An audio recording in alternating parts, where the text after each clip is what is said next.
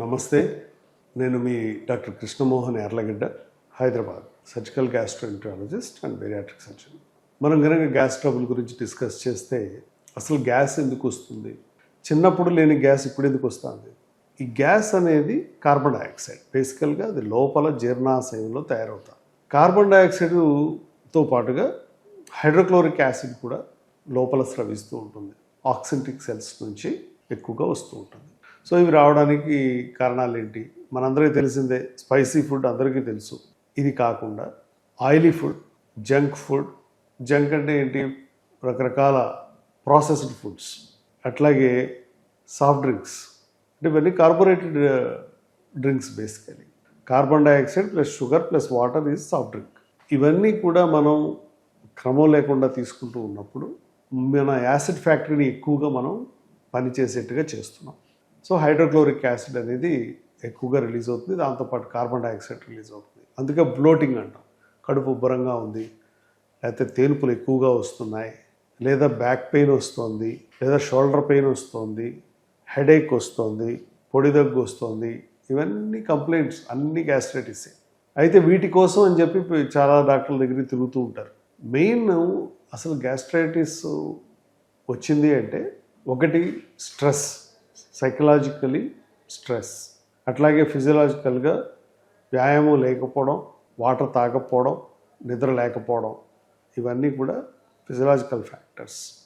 అలాగే food factors, అంటే spicy food, oily food ఇవి ఎక్కువగా తీసుకోవడం, అట్లాగే బేకరీ ఫుడ్స్ ఎక్కువ తీసుకున్న సాల్ట్ ఉంటుంది అందువల్ల కూడా ఎక్కువ వస్తుంటుంది.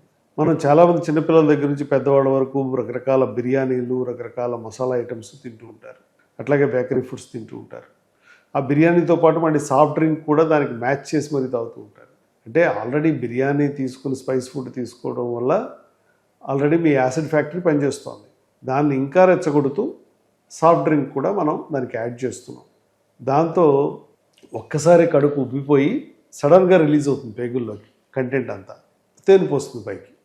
అబ్బా ఇప్పుడు చాలా బాగుంది, అసలు బిర్యానీ అరగాలంటే ఇలాగే తాగాలి అని చెప్పి చాలామంది అలవాటు పడిపోయి బిర్యానీ ప్లస్ సాఫ్ట్ డ్రింక్ తీసుకుంటున్నారు. కానీ దీనివల్ల డెఫినెట్గా మీరు గ్యాస్ట్రైటిస్తో బాధపడటం జరుగుతుంది. ఇనీషియల్గా యంగ్గా ఉన్నప్పుడు ఇవన్నీ తెలియవు. వయసు మీరుతున్న కొద్దీ గ్యాస్ట్రోపెరిసిస్ వస్తుంది. అంటే ఏంటి? పేగులు కదలకపోవడం, రకరకాల కారణాల వల్ల. విటమిన్స్ వల్ల కదలవు, మినరల్స్ వల్ల కదలవు, ఎంజైమ్స్ వల్ల ఇబ్బంది పడవచ్చు, వాటర్ తాగకపోవడం వల్ల ఇబ్బంది పడవచ్చు. వీటన్నిటి వల్ల గ్యాస్ట్రోపెరిసిస్ రావచ్చు. ఎప్పుడైతే ఈ పేగులు కదలడం లేదో, కడుపు ఉబ్బరం, తేన్పులు రావడం, అట్లాగే సైకలాజికల్గా, ఎమోషనల్గా స్ట్రెస్ఫుల్గా ఉన్నట్టయితే లైఫ్లో, అప్పుడు కూడా ఈ యాసిడ్ అనేది ఎక్కువ సెక్రీట్ అవుతుంది. సో దీన్ని అవాయిడ్ చేయటం అంటే ఎట్లా? First emotional balance, second food అనేది ప్రాపర్ టైమింగ్స్లో తీసుకోవడం, థర్డ్ వాటర్ మినిమం 3 లీటర్స్ అయితే తాగాలి. ఎందుకంటే మనందరికీ బ్లడ్ ఒక 5.5 లీటర్లు ఉంటుంది శరీరంలో, ఒక 3 లీటర్లు బయటికి పోతుంది యూరిన్లోను, మోషన్లోను, అట్లాగే బ్రెత్లోను, స్వెట్లోను బయటికి పోతుంది. ఆ 3 లీటర్లు రీఫిల్ చేయమంటున్నాం. సో దానివల్ల మీ గ్రంథుల్లో ఎంజైమ్స్ అన్నీ కూడా చక్కగా అవి స్రవిస్తూ ఉంటాయి. సో ఎప్పుడైతే మీరు టైంకి తినలేదో, టైంకి పడుకోలేదో, వాటర్ తక్కువ తాగారో, ఆల్కహాల్, స్మోకింగ్ ఎక్కువగా వాడుతున్నారో, ముఖ్యంగా స్మోకింగ్, నికోటిన్ ఉంటుంది అందులో, అది కూడా ఆక్సింటిక్ సెల్స్ని విపరీతంగా స్టిమ్యులేట్ చేస్తుంది. అప్పుడు కూడా యాసిడ్ ఎక్కువగా వస్తుంది.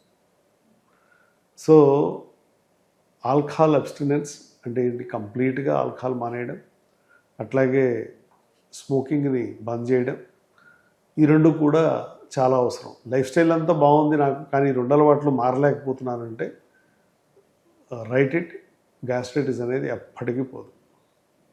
సో అది పోవాలంటే ప్రాపర్ గ్యాస్ట్రోఎంట్రాలజిస్ట్తో మనం చూపించుకొని డయాగ్నోస్ చేయించుకొని అప్పర్ జిఐ ఎండోస్కోపీ అని చేస్తారు. అది 2 నిమిషాల పని. అది చేసుకోగలిగితే కరెక్ట్గా ఏంటి ప్రాబ్లం అనేది అర్థమైపోతుంది.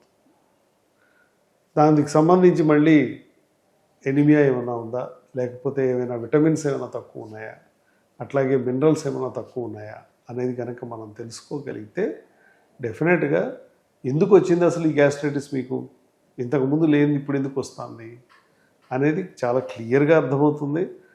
100% ఈ గ్యాస్ట్రైటిస్ అనేది పోతుంది పర్మనెంట్గా. ఇదేం కష్టమేం కాదు దీన్ని ట్రీట్ చేయడం, కానీ అర్థం చేసుకోగలగాలి, అది ఎందుకు వచ్చిందనేది తెలుసుకోగలగాలి. అట్లాగే హెచ్ పైలోరీ, హెలికోబ్యాక్టర్ పైలోరీ అనే ఇన్ఫెక్షన్ కనుక ఉన్నా కూడా గ్యాస్ట్రైటిస్ ఎక్కువ ఉంటుంది. ఇది జీర్ణాశయంలో ఉంటుంది బ్యాక్టీరియా, కానీ ఇది బేసికల్గా ఎందుకు వస్తుంది, బయట వాటర్లోనో లేదా కోల్డ్ ఫుడ్లోనో ఈ హెచ్ పైలోరీ అనేది ఒకళ్ళ నుంచి ఒకళ్ళకి వస్తుంది. సో కొంచెం ఎప్పుడైనా కూడా వామ్ వాటర్ అంటే కొంచెం వేడిగా ఉన్న పదార్థాలతో ఎటువంటి ఇబ్బంది ఉండదు. మనం తినాలనుకుంటే బయట వేడి పదార్థాలే తినాలి. అలానే అవాయిడ్ చేయలేము అన్నీ.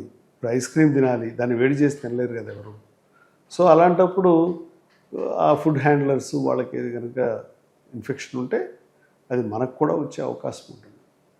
అందుకని మస్ట్గా సాధ్యమైనంత వరకు ఈ హ్యాబిట్స్ మార్చుకోవడం, జంక్ ఫుడ్ తగ్గించుకోవడం, అట్లాగే ఎప్పుడైతే అది వచ్చిందో ప్రాపర్గా అసలు ఎందుకు వచ్చిందనేది తెలుసుకోవాలి. ఇందాక నేను చెప్పినట్టుగా విటమిన్స్ లోపం వల్ల రావచ్చు, మినరల్స్ లోపం వల్ల రావచ్చు, థైరాయిడ్ ప్రాబ్లం ఉంటే రావచ్చు, లేదా మెగ్నీషియం తక్కువైతే రావచ్చు, ఐరన్ తక్కువైతే రావచ్చు. ఇట్లా రకరకాలు ఉన్నాయి. అది ఎందుకు వచ్చింది అనేది తెలుసుకోకుండా మనం ఏదో ఒకటి ఓవర్ ది కౌంటర్ ట్యాబ్లెట్స్ తీసుకొని ప్యాంటోప్రజోల్, ఓమిప్రజోల్, రాబిప్రజోల్ అని చెప్పి ఏదో ఒకటి ఆ ట్యాబ్లెట్ వేసేసుకుంటూ నెలలు సంవత్సరాలు గడిపేవాళ్ళు చాలామంది ఉన్నారు. కానీ దానివల్ల అదేమి పర్మనెంట్గా తగ్గదు. ట్యాబ్లెట్ వేసుకున్నప్పుడు ఆ 1 రోజు 2 రోజులు బాగుంటుంది, ఆ తర్వాత మళ్ళీ మామూలే. ఎందుకని మీరు కాజ్ని ట్రీట్ చేయట్లేదు కదా. కాజ్ని ట్రీట్ చేయకుండా కేవలం మీరు ఓవర్ ది కౌంటర్ మెడిసిన్స్ వేసుకుంటే అది ఏ విధంగా మీకు అది పర్మనెంట్గా ఎలా హెల్ప్ అవుతుంది. సో సరైన గ్యాస్ట్రోఎంటరాలజిస్ట్తో చూపించుకొని చక్కగా అది ట్రీట్ చేయించుకోవడానికి ప్రయత్నించండి. Thank you.